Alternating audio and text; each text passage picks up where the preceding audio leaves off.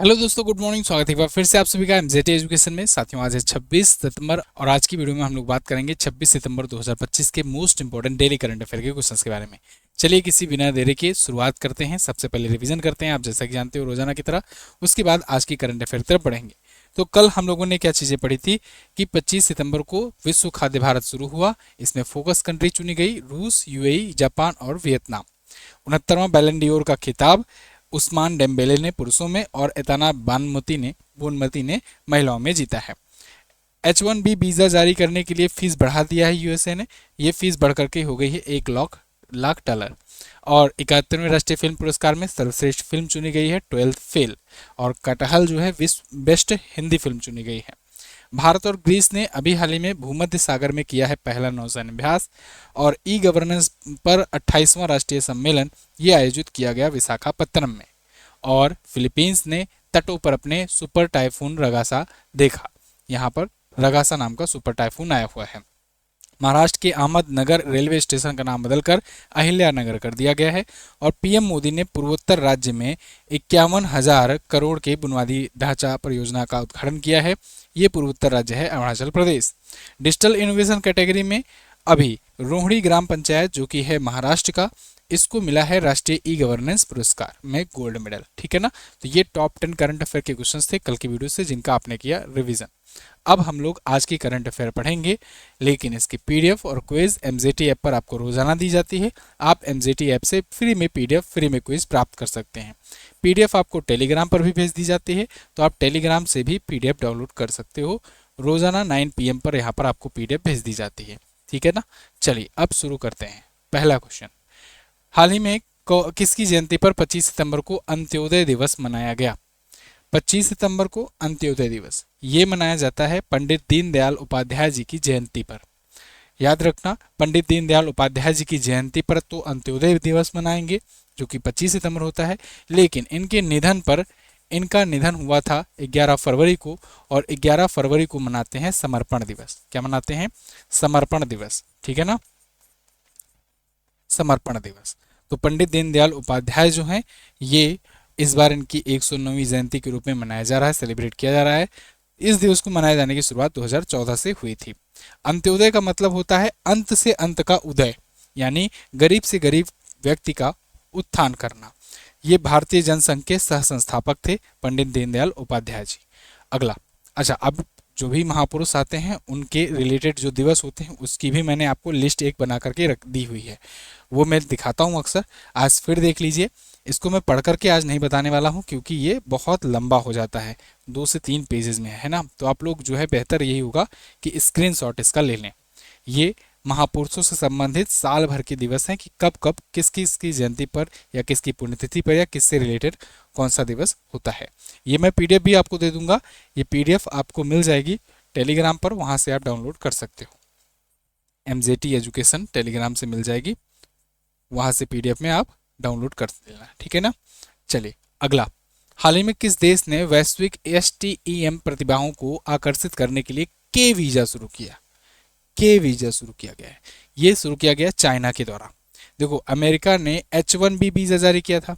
H1B visa, ये H1B visa का अभी मैंने कल आपको अच्छे से डिटेल समझाया कि क्या होता है। इसमें बाहरी प्रोफेशनल्स को इसके थ्रू हायर किया जाता है अमेरिकी कंपनियों के द्वारा। लेकिन अब जब चूंकि इसका प्राइस बहुत ज़्यादा बढ़ा दिया गया है, ये बढ़ करके हो गया है $1 लाख, $1 लाख हो गया है US डॉलर। तो अब इसी अपॉर्चुनिटी, आपदा में अवसर बदलना तो चाइना जानता ही है और हर चीज़ का कॉपी पेस्ट करता ही है। इन्होंने कहा कि अब वीज़ा का भी करते हैं कॉपी। तो इस वीज़ा की जगह पर ऑप्शन में इसने के वीज़ा जारी कर दिया, के वीज़ा जारी कर दिया। ठीक है ना, H1B वीज़ा की तरह। यानी कि ये अब ऑफर कर रहा है कि आओ भाई, दुनिया भर के जो भी शार्प माइंडेड हैं, जो भी अच्छा पैसा कमाना चाहते हैं, जो भी अपनी नॉलेज को शेयर करके एक बड़ी बड़ी कंपनियों में ज्वाइन होना चाहते हैं अच्छे पैकेज के लिए, वो आ सकते हैं। भले से ही बिना ये देखे कि देश के दुश्मन देश ने आपको जाना पड़ रहा हो, है ना। लेकिन जाएंगे भी, अभी आप देखना बहुत सारे लोग जाएंगे भी। वो ये बिल्कुल इग्नोर कर देंगे कि अगर इंडिया में रहेंगे तो फिर देशभक्ति रहेगी, मतलब कि देश में रहेंगे, अपना देश का पैसा अपने देश में ही आएगा। ये सब भूल भाल करके वो अपनी खुद की अच्छी लाइफ स्टाइल के लिए चाइना भी चले जाएंगे। और फिर 2-4 साल बाद, 10 साल बाद जब उनके साथ कुछ ऐसा दुर्व्यवहार होगा, फिर उसके बाद इंडियन गवर्नमेंट से गुहार लगाएंगे कि तुम्हारी जिम्मेदारी बनती है, प्लेन भेजो यहाँ पर और हमको यहाँ पर लेके जाएं, यहाँ पर भेज क्यों नहीं रही सरकार, कर क्यों नहीं रही है कुछ सरकार, है ना। यही तो करते हैं दूसरे देशों में फंसने के बाद लोग, है ना। खैर, H1B वीज़ा के ऑप्शन में यहाँ पर के वीज़ा चाइना ने लॉन्च कर दिया हुआ है। ये STEM से जो ग्रेजुएटेड हैं उनके लिए है। STEM मतलब कि साइंस, टेक्नोलॉजी या टेक्निकल, और इसके अलावा इंजीनियरिंग और मैथमेटिक्स। तो ये इनके इनसे रिलेटेड जो इन कैटेगरीज में जो होते हैं वही जा करके इंजीनियर बनते हैं, IT प्रोफेशनल बनते हैं। तो इनसे जो डिग्री की स्नातक प्राप्त किए होते हैं या फिर उससे भी ऊपर मास्टर वगैरह किए होते हैं, उनके लिए ही ये वीज़ा होगा, ठीक है। मतलब फर्जी लोगों के लिए नहीं है, अनपढ़ों के लिए नहीं बुलाया जा रहा है। तो बीजिंग राजधानी है चाइना की, और रेनमिनबी यहाँ की मुद्रा होती है, युआन भी है मुद्रा। राष्ट्रपति शी जिनपिंग है, एशिया महाद्वीप में पड़ता है, ठीक है। अगला, सितंबर 2025 में 49वीं प्रगति बैठक की अध्यक्षता किसने की है? तो 49वीं प्रगति बैठक हुई है और इसकी अध्यक्षता की है PM मोदी ने। प्रगति बैठक के तहत देखिए यहाँ PM मोदी ने रिव्यू किया है 65,000 करोड़ के प्रोजेक्ट्स का across 15 states in 49th Pragati meet एक बहुत अच्छा इनिशिएटिव है इंडियन गवर्नमेंट का। इसके तहत केंद्र सरकार जो है वो देखती है कि प्रगति कितना हो रहा है अन्य राज्यों में, यानी जो राज्य सरकारें हैं उनके साथ मिल करके एक मीटिंग होती है, वार्षिक मीटिंग होती है या फिर समय समय पर मीटिंग हुआ करती है। जैसे इस बार तो 49वीं प्रगति मीटिंग है, तो वार्षिक नहीं कहेंगे क्योंकि अभी इनको आए ही 11 ही साल हुए हैं। तो अभी देखो क्या होता है कि अब उस प्रगति मीटिंग में देखा जाता है कि कौन किस प्रकार से प्रगति कर रहा है कि नहीं, उसका स्टेटस क्या है। पैसा सैंक्शन हुआ है, यहाँ से केंद्र ने भी पैसा दे दिया है। बहुत सारे प्रोजेक्ट में आप जानते हो केंद्र सरकार और राज्य सरकार मिल करके पैसे खर्च करती हैं, कुछ परसेंटेज केंद्र सरकार देती है, कुछ परसेंटेज राज्य सरकार। तो यहाँ पर केंद्र की भी जिम्मेदारी बनती है कि हम पैसा भेज रहे हैं तो उसका यूज हो रहा है कि नहीं, ऐसा तो नहीं वो भ्रष्टाचार के मुंह चढ़ गया। तो ऐसे में उसकी प्रगति क्या है ये सब चेक करने के लिए एक डैशबोर्ड होता है और पूरा स्टेटस पर यहाँ पर लिया जाता है एक साथ मीटिंग में, ठीक है।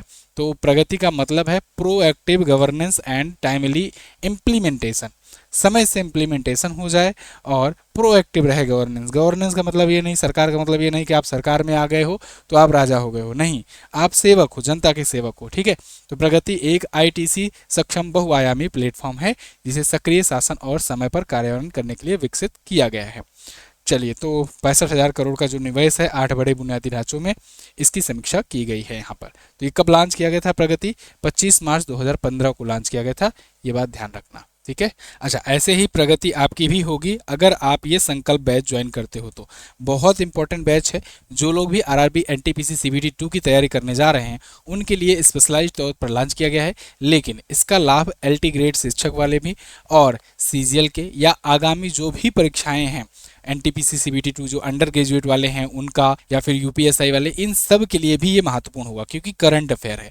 करंट अफेयर सभी एग्जाम में पूछा जाता है और ये जो संकल्प बैच है ये MZT ऐप का आप समझो कि सबसे बेस्ट बैच होता है GS सफलता के बाद।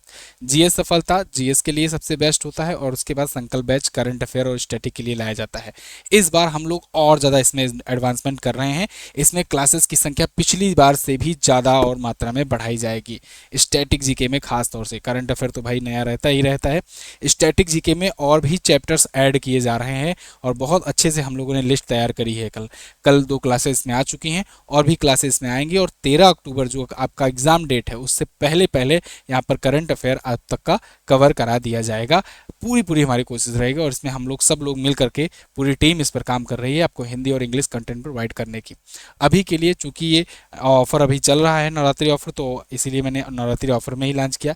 आपको ऐसा ना लगे कि बाद में इस पर कोई ऑफर है या ऐसा कुछ हो, इसीलिए अभी जो है प्राइस वो 249 में है ऑफर के तहत, लेकिन जैसे ही ऑफर समाप्त होता है इसका प्राइस बढ़ जाएगा, ठीक है। लोग पहले हाई प्राइस लॉन्च करके बाद में ऑफर देते हैं, मैं ऑफर प्राइस में ही लॉन्च करता हूं और बाद में प्राइस बढ़ाता हूं। ठीक है। तो आप जानते ही होगे, जो लोग यहाँ पर एमजेटी एजुकेशन से जुड़े हुए होंगे, हमारा काम ठगी करना नहीं है आपके साथ, ठीक है। तो इसीलिए ऑफर प्राइस में ही लॉन्च किया जाता है, बाद में प्राइस बढ़ाया जाता है। तो जिसको इसको लेना है वो अभी जा करके इससे ले सकते हैं। और मूल विधि और संविधान की यूपीएसआई के लिए है, यूपीएसआई और बिहार एसआई दोनों में काम आएगा, एमपीएसआई में भी काम आएगा, क्योंकि इसमें बीएनएस, बीएसए और बीएनएसएस जो नए कानून हैं ये लाए गए हैं। तो ये नए कानून वाली ई बुक आपको कहीं पर अभी मार्केट में नहीं मिलेगी, और इस बार सिलेबस में ऐड कर दिया गया है। तो इसको अच्छे से पढ़ लीजिए। ये सभी जो है 21 चैप्टर्स में समाहित करके विद प्रैक्टिस सेट आपको दिया जा रहा है। बाकी स्टैटिक जीके और भी बहुत सारी चीज़ें, ये सब हमारे एमजेटी ऐप पर मिलेगा। एमजेटी ऐप का लिंक गूगल प्ले स्टोर पर मिल जाएगा, और मतलब गूगल प्ले स्टोर पर सर्च करोगे मिलेगा ही मिलेगा। नीचे डिस्क्रिप्शन में लिंक मिल जाएगा, वहाँ से जाकर के आप एमजेटी ऐप डाउनलोड कर सकते हो। वीडियो कोर्स में वीडियो कोर्स, ई बुक सेक्शन में ई बुक, और बाकी फ्री भी बहुत सारे कंटेंट है, जैसे study material, free quiz, free PDF, ये सब आपको मिल जाएंगे यहाँ पर। अगला, निम्न में से किसे भारत का संचार लेखा महानियंत्रक यानी कम्युनिकेशन के लिए कंट्रोलर जनरल ऑफ अकाउंट्स नियुक्त किया गया है? इसे CGCA कहते हैं। तो इसको नियुक्त किया गया है वंदना गुप्ता को। आप ये आर्टिकल देखिए। मिसेज वंदना गुप्ता जो है assume charge of controller general of communication accounts. अब ये controller general of communication accounts क्या होता है? ये संचार और दूरसंचार के लेखा और वित्त सेवा का की जांच पड़ताल करता है, ठीक है ना, उनकी देखरेख करता है। आपने सुना होगा एक पद CGA, एक CGA होता है, एक होता है कैग, ठीक है ना, controller and auditor general of India, और ये होता है controller and general of accounts. तो कंट्रोलर जनरल ऑफ अकाउंट्स जो होता है ये भारत का महालेखा परीक्षक होता है। अभी आपको पता होगा कुछ दिन पहले ही नियुक्ति हुई थी, भारत की नई CGA बनी थी कौन? सुश्री TCA कल्याणी। TCA कल्याणी को SS दुबे की जगह पर लाया गया था, मैंने आपको बताया था, अभी ज़्यादा पुरानी बात नहीं है ना। वैसे कौन क्या है वाली वीडियो भी अभी आने वाली है। सबसे पहली क्लास तो करंट अफेयर की वही होगी, हुई वाली, तो वो भी आप देखिएगा ज़रूर, वो संकल्प बैच में आएगी। और हो सकता है डेमो के लिए उसे आपको यहाँ पर भी लाया जाए, जिस हिसाब से जिस मॉडल पर आपको बैच का वीडियो मिलेगी क्लास ना, देख करके आपको दिल को हो जाएगा आपका। खैर, TCA कल्याणी जो है ये CGA नियुक्त की गई हैं, ये भी याद रखना, बहुत इंपॉर्टेंट नियुक्ति है। और अभी जो इनको वंदना गुप्ता को संचार लेखा महानियंत्रक नियुक्त किया गया है, ये भी आपको याद रखना है। अगला, और आप जानते हो टेलीकम्युनिकेशन मिनिस्टर कौन है? टेलीकम्युनिकेशन मिनिस्टर कौन है वर्तमान में? ज्योतिरादित्य सिंधिया जी, ठीक है। अगला, ये कुछ और नियुक्तियां हैं, जैसे पवन कुमार बंजथरी को पटना हाईकोर्ट का मुख्य न्यायाधीश नियुक्त किया गया, गौरंग लाल दास को दक्षिण कोरिया में भारत का राजदूत, संबिता भंडारी नेपाल में अटॉर्नी जनरल बनी हैं, अमित खरे जो हैं उपराष्ट्रपति CP राधाकृष्णन के सचिव बने हैं, और आचार्य देवव्रत जो है महाराष्ट्र के राज्यपाल बने हैं, पवन कुमार शर्मा उपचुनाव आयुक्त बने हैं, M सुंदर मणिपुर हाईकोर्ट के मुख्य न्यायाधीश, प्रदीप कुमार प्रजापति अखिल भारतीय आयुर्वेद संस्थान के निदेशक, Srinivas Injeti NSE governing board के अध्यक्ष, सेबेस्टियन लोकार्नो फ्रांस के नए प्रधानमंत्री बने हैं। और यहीं पर आपको याद रखना है, नेपाल की नई PM बनी है सुशीला कार्की, ठीक है ना, काकी मत कहना। हाल ही में किसके द्वारा लिखी गई पुस्तक व्हाई द कॉन्स्टिट्यूशन मैटर्स, इसका प्रकाशन किया गया? व्हाई द कॉन्स्टिट्यूशन मैटर्स, इस बुक का प्रकाशन या इस बुक को लिखा है अभी हाल ही में पूर्व जस्टिस DY चंद्रचूड़ ने। ये भारत के 50वें नंबर के मुख्य न्यायाधीश रहे, काफ़ी पॉपुलर रहे थे ये 50वें नंबर के, और काफ़ी लंबा इनका कार्यकाल भी रहा था। तो जस्टिस DY चंद्रचूड़ जो कि अब रिटायर हो चुके हैं, इनके द्वारा ये पुस्तक लिखी गई है व्हाई द कॉन्स्टिट्यूशन मैटर्स, ठीक है। तो ये पेंगुइन रैंडम हाउस ने इसको पब्लिश किया है, और इन्होंने अपने न्यायिक अनुभव का प्रकाश दिया है। इसमें इन्होंने निजता, लैंगिक समानता, LGBTQ+ अधिकार, इन सब पर बातचीत करी हुई है। 25 वर्षों से अधिक का इनका अनुभव रहा है न्यायिक विभाग में। 9 नवंबर सन 2022 से लेकर 10 नवंबर 2024 तक, यानी 2 साल तक इनका कार्यकाल रहा। और आप चीफ जस्टिस वगैरह में देखोगे ना, इतना लंबा कार्यकाल जल्दी होता नहीं किसी का, कोई 50 दिन के लिए बनता है, कोई 6 महीने के लिए बनता है, कोई 2 महीने के लिए बनता है। अभी वर्तमान में कौन है चीफ जस्टिस? तो अभी कौन है? अभी हैं BR गवई जो हैं ये हैं, और ये किस नंबर के हैं? ये 52वें नंबर के हैं, ठीक है ना। चीफ जस्टिस ये 50वें नंबर के थे। अब पुस्तकों से संबंधित प्रश्न आए हैं, तो हम लोग रिवीजन करेंगे कुछ जो पिछले दिनों में पुस्तकें आई थी, जैसे wild Africa through my lens, ये मनीष मुंद्रा की पुस्तक है। डेमोग्राफी, रिप्रेजेंटेशन, डेलिमिटेशन, रवि के मिश्रा की पुस्तक है। डिफरेंट बट नो लेस, ये अनुपम खेर की पुस्तक है। इंडियाज फर्स्ट रेडिकल्स, रोंसिका चौधरी की। The conscience network Sugata Srinivasaraju की, और a treatise for the remarkable Rohit R Kaushik की पुस्तक है। The emergency diaries Amit Shah ji ने लॉन्च किया था। Wings to our hopes volume second, ये बहुत इंपॉर्टेंट बुक है, राष्ट्रपति द्रौपदी मुर्मू के भाषणों की ये संकलन है। The stars lights the way Sucheta Raj Khanna की पुस्तक है। ठीक है, अगला क्वेश्चन देखते हैं। अगला क्वेश्चन है, हाल ही में किस राज्य ने भारत स्काउट्स और गाइड की 19वीं राष्ट्रीय जम्बूरी की मेजबानी की है? तो भारत स्काउट्स एंड गाइड्स इसकी 19वीं राष्ट्रीय जम्बूरी की मेजबानी की है। किसने की है? उत्तर प्रदेश ने। उत्तर प्रदेश के लखनऊ में आयोजित किया गया है। आप यहाँ पर देखिए 19th नेशनल जम्बूरी, तो ये भारत स्काउट्स एंड गाइड्स के लिए है और 23 से 29 नवंबर तक चल रहा है। लखनऊ के वृंदावन परिसर में आयोजन किया जा रहा है। ठीक है, तो इससे पहले 1964 में चौथे संस्करण की मेजबानी उत्तर प्रदेश ने की थी। अब जाकर के मौका मिला है इतने सालों के बाद। तो पीएम मोदी जो है स्काउटिंग से पुराना नाता है। खैर, पीएम मोदी का नाता कहीं न कहीं मिल ही जाता है। 2009 में अहमदाबाद में आयोजित जम्बूरी में भी इन्होंने भाग लिया। उत्तर प्रदेश आया है, उत्तर प्रदेश के बारे में देखते हैं हम लोग। उत्तर प्रदेश आपको यहाँ पर देखने को मिलेगा, ये सबसे ज़्यादा 9 राज्यों से अपना बॉर्डर शेयर करता है। मतलब 9 क्या, 8 राज्य और 1 केंद्र शासित प्रदेश होते हैं। ठीक है, टोटल 9 से कौन कौन से हैं? उत्तराखंड, हिमाचल प्रदेश, हरियाणा, इसके बाद राजस्थान, मध्य प्रदेश, छत्तीसगढ़, झारखंड और बिहार से। ठीक है, दिल्ली केंद्र शासित प्रदेश से भी अपना बॉर्डर शेयर करता है। ये भारत का चौथा सबसे बड़ा राज्य है क्षेत्रफल की दृष्टि से। पहले नंबर पर आपको राजस्थान मिलेगा, दूसरे पर आपको मिलेगा मध्य प्रदेश, और तीसरे पर मिलेगा महाराष्ट्र, और चौथे पर मिलेगा आपको उत्तर प्रदेश। ठीक है, रामगढ़ ताल, सुरहा ताल, गोविंद वल्लभ पंत सागर और मोती झील यहाँ पर प्रमुख झीलें हैं।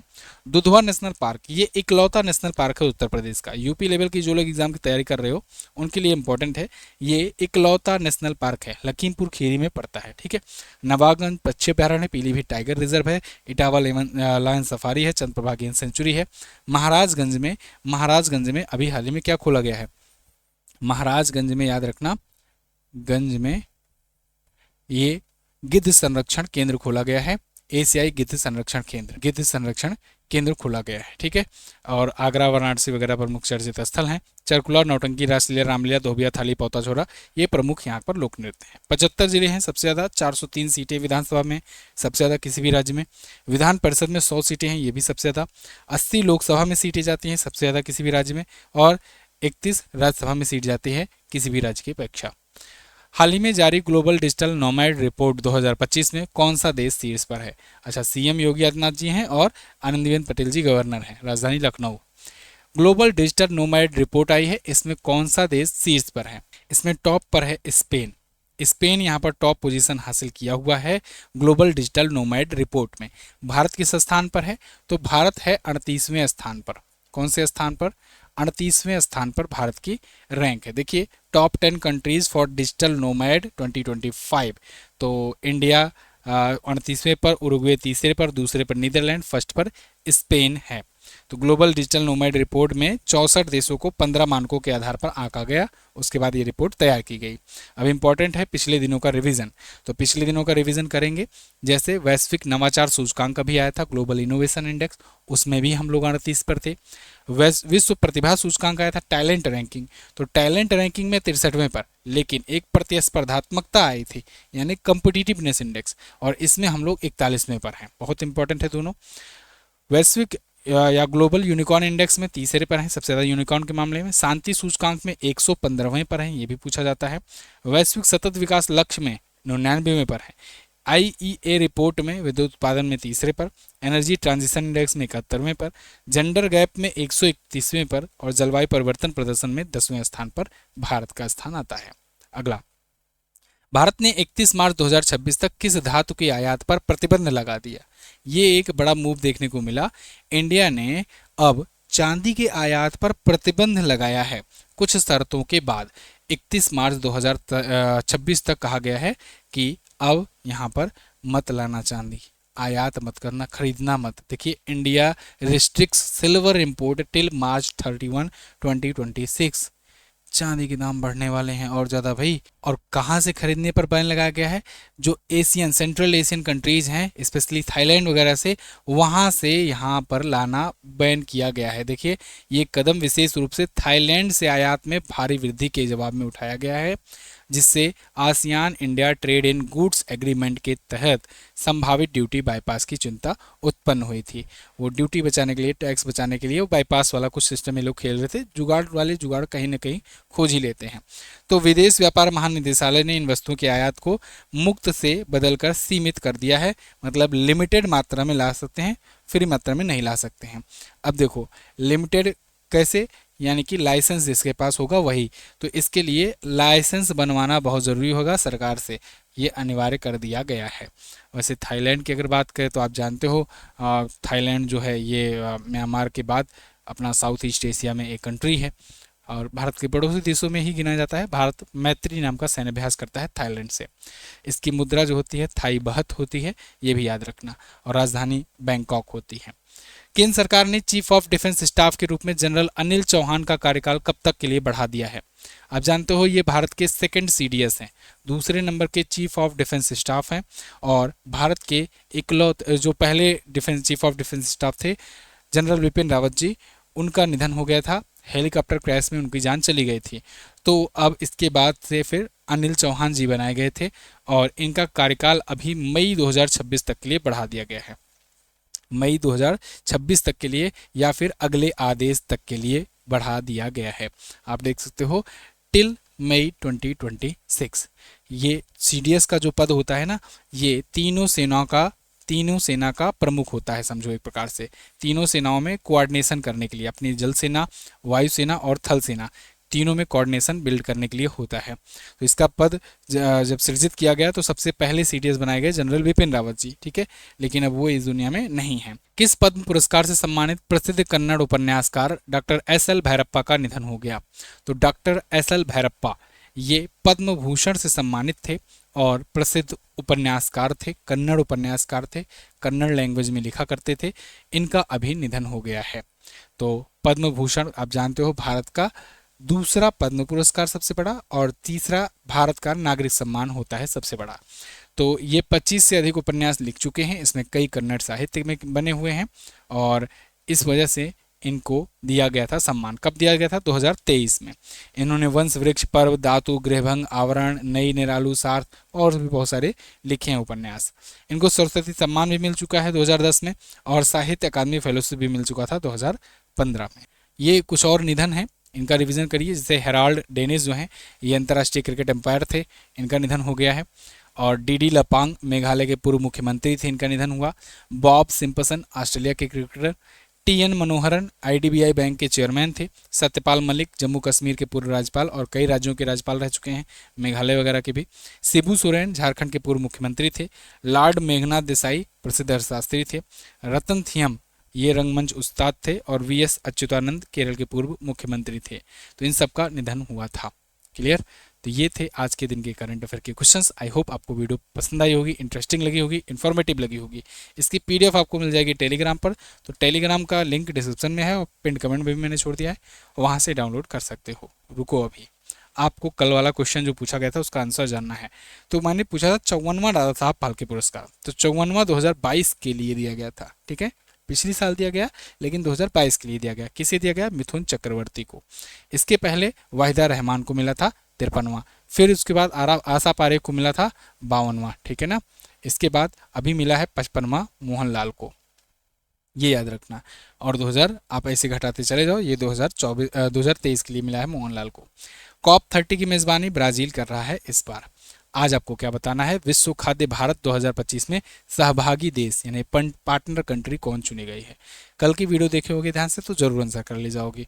पुरुष कोपा ट्रॉफी या सर्वश्रेष्ठ युवा खिलाड़ी का पुरस्कार किसने जीता है? बैलन डी ओर तो आपको याद हो गया, कोपा ट्रॉफी भी आप बता दीजिए। चलिए, बहुत बहुत धन्यवाद आपका यहाँ तक वीडियो देखने के लिए। और एक बार फिर से मैं कहना चाहूँगा, संकल्प बैच जिन्होंने नहीं ज्वाइन किया है, जो भी करंट अफेयर की तैयारी करना चाहते हैं, संकल्प बैच ज्वाइन कीजिए। और जो जीएस को अच्छे से पढ़ना चाहते हैं, जीएस सफलता बैच ज्वाइन कीजिए। इसके अलावा आपको कोई और बैच लेने की कहीं पर भी ज़रूरत नहीं पड़ेगी। आपका जीएस और करंट अफेयर इस लेवल का और स्टैटिक जीके इस लेवल का तैयार करवा दूंगा जिसकी आपने कल्पना भी नहीं की होगी। आपका अगर स्कोर इसमें बूस्ट नहीं हो रहा है तो आप इसके बाद स्कोर अपना तेज़ी से बढ़ता हुआ देखेंगे।